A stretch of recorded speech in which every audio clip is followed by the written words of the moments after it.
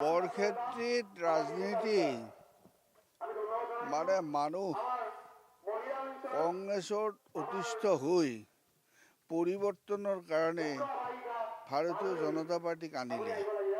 ভাৰতীয় জনতা পাৰ্টিৰ এই যোৱা দিনখিনিত যিখিনি কাম হ'ল তাত মানুহ সাংঘাতিক ৰকমে অসন্তুষ্ট হৈছে। কাৰণ প্ৰতিশ্ৰুতি পালন নকৰাটো হয়েই।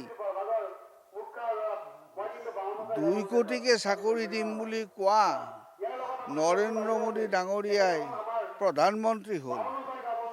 ইয়াত এই যোৱা বিধানসভা নিৰ্বাচনৰ আগত ব্ৰহ্মপুত্ৰটো খান্দি বানপানী নিয়ন্ত্ৰণ কৰাৰ লগতে ব্ৰহ্মপুত্ৰৰ দুইপাৰে 2টা এক্সপ্ৰেছ হাইৱে দিম বুলি নীতিন গাডকাৰী ডাঙৰীয়াই কৈ গৈছিল, প্ৰতিশ্ৰুতি দিছিল। আৰু এনেকৈ আমাৰ সৰ্বানন্দ সোণোৱাল ডাঙৰীয়াই বিভিন্ন প্ৰতিশ্ৰুতি ইয়াত দি প্ৰতিশ্ৰুতিৰ বোজাটো দাঙিব নোৱাৰা কৰিছে।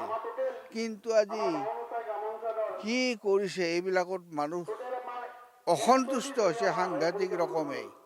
বিশেষকৈ যে দুৰ্নীতিৰ ক্ষেত্ৰত শূন্য সহনশীলতাৰ কথা কোৱা এই চৰকাৰৰ মুখ্যমন্ত্ৰীজনে এই যিটো তেওঁৰে গৃহ বিভাগত এই আজি যিখিনি পুলিচৰ এই নিযুক্তি দিয়াৰ কাৰণে ব্যৱস্থা লৈছে, তাত যিটো দুৰ্নীতি হৈছে, এই দুৰ্নীতিৰ কথা আজি ৰাইজে জানি এতিয়া আৰু বিজেপি দলক প্ৰত্যাখ্যান কৰিছে। বৰক্ষেত্ৰী সমষ্টিত প্ৰত্যাখ্যান কৰিছে। আৰু এই হিন্দু মুছলমানৰ মাজত সংঘাত সৃষ্টি কৰি ৰাজনীতি কৰাৰ যিটো চক্ৰান্ত ভাৰতীয় জনতা পাৰ্টিৰ, সেই চক্ৰান্তৰ কথাও আজি বৰক্ষেত্ৰীৰ ৰাইজে বুজি পাইছে, সংখ্যালঘু ৰাইজে বুজি পাইছে, আমাৰ মানুহখিনি বুজি পাইছে। গতিকে এইবাৰ বিজেপি উৎখাত হোৱাটো খাটাং।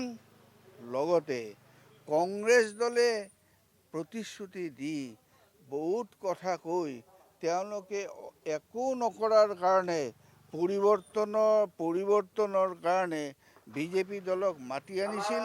এতিয়া বিজেপি দলকো বিদায় দিয়াৰ পিছত অসম জাতীয় পৰিষদ গঠন হোৱাৰ পিছত ৰাইজ অলপ আশাৰ ৰেঙনি দেখিছে যে এই দলৰ জৰিয়তেদি আমাৰ সমষ্টিটোৰ কাম কাজ কৰিব পৰা যাব। লগতে অসমৰো যিখিনি কৰিব পাৰি কাম সেইখিনি কৰিব পাৰিব। তেওঁ কেতিয়া কি কয় সেইবিলাক কথা মানে নক'লেও হ'ব। কাৰণ তেওঁ যেতিয়া কংগ্ৰেছত আছিলে তেতিয়া বদৰুদ্দিন আজমল ডাঙৰীয়াক হুজুৰ বুলি কি অনুৰোধ কৰিছিল সেইটো আপোনালোকে জানে, বহুতেই জানে যে তেতিয়া বিজেপিক ৰুধিবৰ কাৰণে কংগ্ৰেছক সমৰ্থন দিয়াৰ কথা কৈছিল আৰু বদৰুদ্দিন আজমল ডাঙৰীয়াক তেনেকৈ অনুৰোধ কৰিছিল, হুজুৰ বুলি অনুৰোধ কৰিছিল। আচলতে অসম গণ পৰিষদ দল অসমৰ ৰাইজে গঠন কৰা দল। সেই দলৰ জন্মলগ্নত ময়ো আছিলোঁ। কিন্তু আজি অসম গণ পৰিষদৰ এই অৱস্থাত মই দুখিত।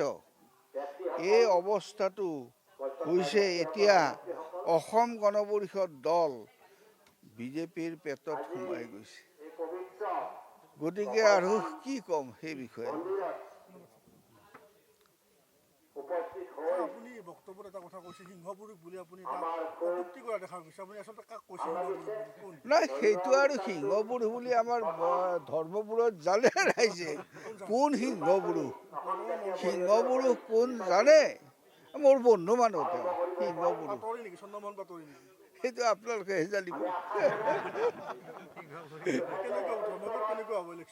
হা, এতিয়া যিটো দেখিছোঁ ডক্টৰ শিখৰ শৰ্মা এজন উঠি অহা, তেওঁ এটা যুৱক আৰু তেওঁ এজন প্ৰযুক্তিবিদ আৰু তেওঁ এজন উঠি অহা ডেকা মানুহ, শিক্ষিত মানুহ।